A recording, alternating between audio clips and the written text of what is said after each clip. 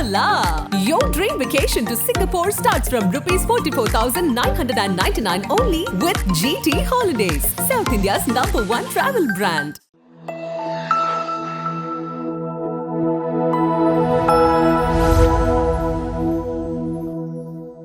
பிதாமகன் 2 பார்த்துருக்கீங்களா நீங்கள்? நான் பிதாமகன் 1 வந்துட்டு பாதி விட்டுட்டு தான் பார்த்துருக்கேன். கிட்டத்தட்ட இப்போ வணங்கானோட ட்ரெய்லர் ரிலீஸ் ஆயிருந்துச்சு.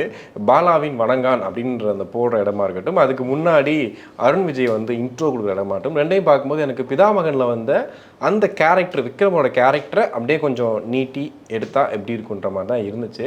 பட் ஓவராலாக ட்ரெய்லர் பார்க்கும்போது ஒரு கதை ஒன்று ப்ரிடிக்ட் பண்ணுவோம்ல.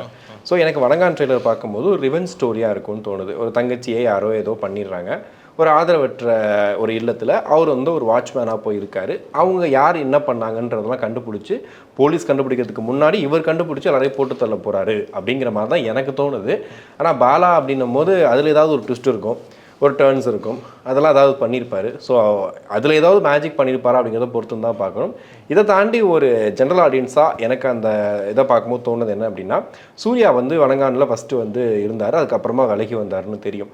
பட் பல ஃப்ரேமில் எனக்கு பார்க்கும்போது அருண் விஜய் எக்ஸ்ட்ரானரியாக பண்ணியிருக்காரு. எனக்கு தெரிஞ்சு அவர் பண்ணதில் ஒரு பெஸ்ட்டு பெர்ஃபார்மன்ஸ்னு சொல்லலாம். பட் அவ்வளோ சூப்பராக பண்ணியிருந்தாலுமே சூர்யா அங்கங்கே கொஞ்சம் தெரியல. சூர்யா மாதிரி பண்ணணும்னு நினச்சி பண்ணாங்களா, இல்லை வந்து நமக்கு மைண்டில் செட் ஆயிடுச்சான்னு தெரியல. வணங்கானா சூர்யா தான் அப்படின்னு செட் ஆயிடுச்சான்னு தெரியல. பட் நிறைய இடங்களில் எனக்கு சூர்யா தான் தென்பட்டார். உங்களுக்கு என்ன தோணுச்சு பார்க்கும்போது? இல்லை, எனக்கு பார்க்கும்போது பிதாமகன் மாதிரியான ஒரு சாயல் இருக்குது. ஆனால் இருந்தாலும் பாலாவினுடைய நேர்த்திங்கிறது என்ன அப்படின்னா, அவர் சூஸ் பண்ணுற கதையை தாண்டி அந்த களம் தான்.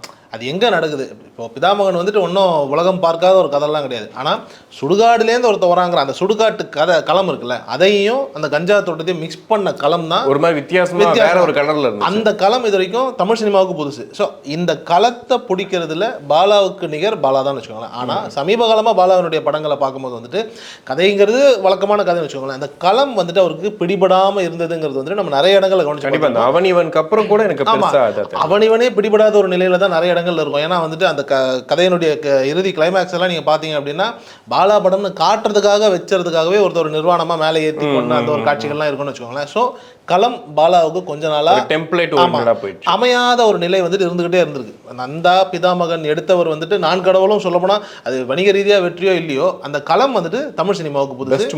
ரஜினி கூப்பிட்டு பாராட்டுற அளவுக்கு இருந்த ஒரு தரம்னு வச்சுக்கோங்களேன்.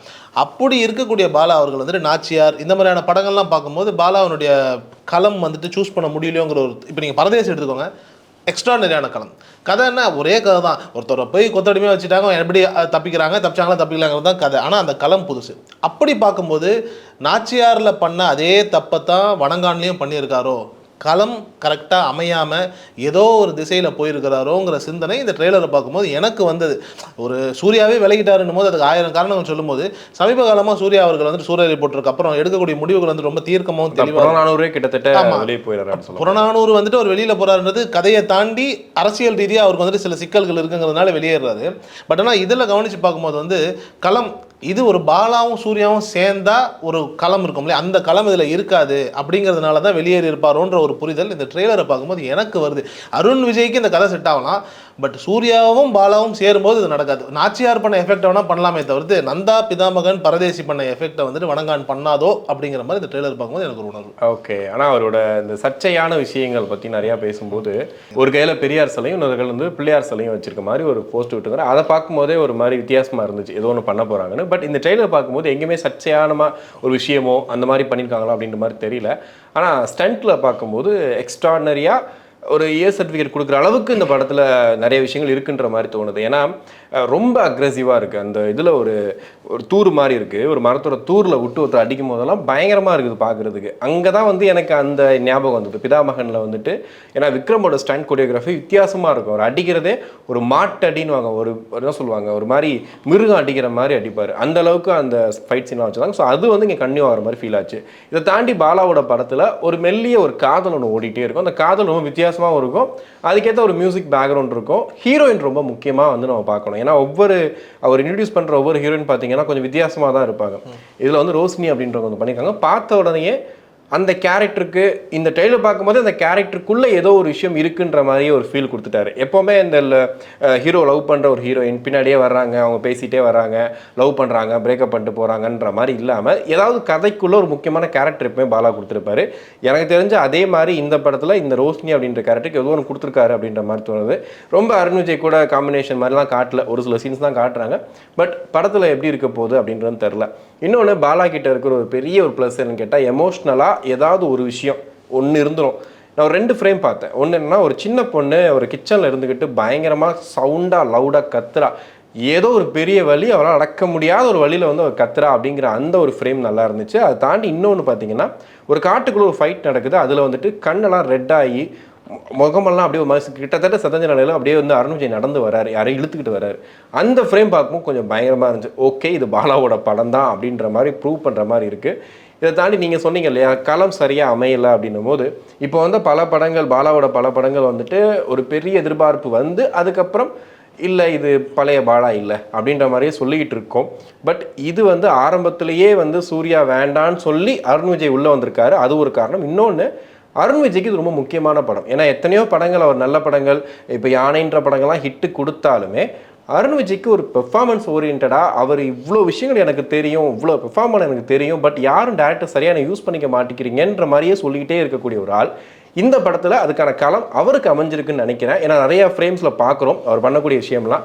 ஆனால் எனக்கு டைலாக் ஒன்று எதுவுமே வரல, எனக்கு தெரிஞ்சு ஊமையாக தான் ஏதோ சம்திங் பண்ணியிருக்காருன்னு நினைக்கிறேன். ஆமாம், அப்படி சொன்னாங்க. அந்த மாதிரி வாய் பேச முடியாத ஒரு மனிதராக இருக்கிறதுக்கு சாத்தியம் இருக்குது அப்படின்னு. ஏன்னா லாஸ்ட் 2 ஃப்ரேமில் பார்க்கும்போதே தெரிஞ்சு, அதாவது ஒட்டுமொத்த கோவத்தையும் உள்ளே வச்சிருக்க ஒரு ஆளோட ஃபேஸ் எப்படி இருக்கும், அதை தாண்டி வந்து ஒரு பெரிய ஃபைட் சீன் முடிச்சுட்டு லாஸ்ட் ஃப்ரேமில் ஃபுல்லாக ரத்தத்தோடு உட்காந்துருக்கும் போது சில விஷயங்கள் ஏதோ ஒரு புதுசாக ட்ரை பண்ணியிருக்காங்க போல் அருண் விஜய் வச்சு. ஸோ கண்டிப்பாக அது வந்து ஒர்க் அவுட் ஆகுன்ற மாதிரி தான் தோணுது எனக்கு. உண்மைதான். இசை எனக்கு வந்துட்டு இந்த பேக்ரவுண்ட் வந்துட்டு ரொம்ப அழகாக அப்படியே இளையராஜாவோட டச், ராஜாவோட டச் இருக்குது. ஆக்சுவலி இந்த ஜென்ரேஷன்லங்க நீங்கள் ராஜாவோட டச்சை பர்ஃபெக்டாக யூஸ் பண்ணோன்னா ஜிவி மட்டும் தான் பண்ணுறாரு.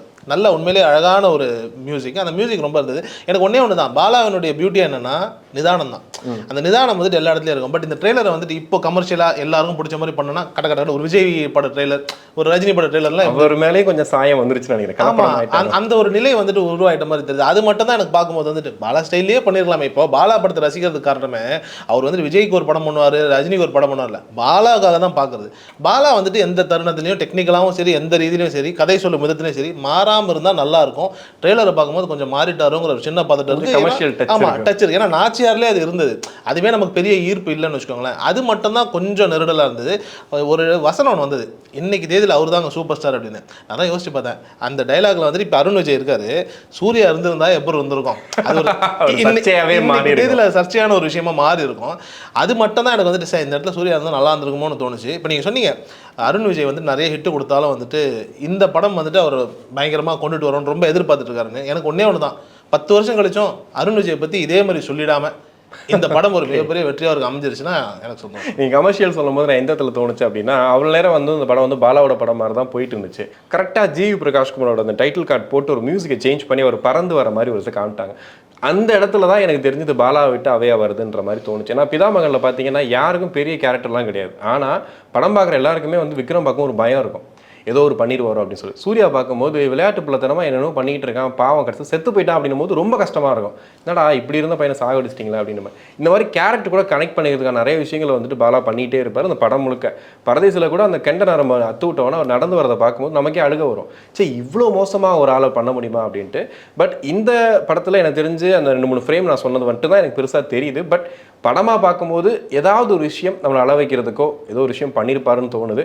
கண்டிப்பாக பாலாவோட அந்த ஸ்டாண்டர்டும் இந்த படம் வருன்ற நம்பிக்கையோட நம்ம எதிர்பார்த்து காத்திருப்போம். எனக்கு ஒன்றே ஒன்று தாங்க, இந்த கடலும் கடல் சார்ந்த படங்கள் ஒன்று இருக்கு இல்லையா, அது எப்பவுமே தமிழ் சினிமாவில் பெருசாக ஒர்க் அவுட் ஆன மாதிரி எனக்கு தெரியல. இது வரைக்கும் நான் பார்த்தேன் ஆரம் சார் ஜோசியம் பார்க்குறது இல்லை இது வரைக்கும் நான் பார்த்த வரைக்கும். இப்போ கடல்னு ஒரு படம் வந்துச்சு, என்ன ஆச்சுன்னு நமக்கு தெரியும். இப்போ நீர் பறவை சூப்பரான படம், பட் ஆனால் வணிக ரீதியாக அலைகள் ஓய்வதில்லை அலைப்பாயுதில்லை இல்லை, இப்போ இல்லை பழைய ஜென்ரேஷன் அலைப்பாயுது அலைகள் ஓய்வு கடல் சம்மந்தம் இல்லை. பட் டைட்டில் நான் வந்து டைட்டில் சொல்ல கதைக்களமாகவே வந்து இப்போ ராமேஸ்வரம், கன்னியாகுமரி, இப்போ மீனவர்கள், அந்த சமூகம், ஒரு சர்ச்சு, அந்த பேக்ட்ராப்ல அப்படி இப்படி ஒரு ஸ்டைல் ஆஃப் ஃபிலிம் இருக்குல்ல, நீங்கள் நல்லா கவனிச்சு பாருங்களேன். இப்படிப்பட்ட படங்கள் எனக்கு தெரிஞ்சு இந்த 30 வருஷத்தில் ஒரு பெரிய வணிக ரீதியான வெற்றி பெற்ற மாதிரி இயற்கை தெரியல.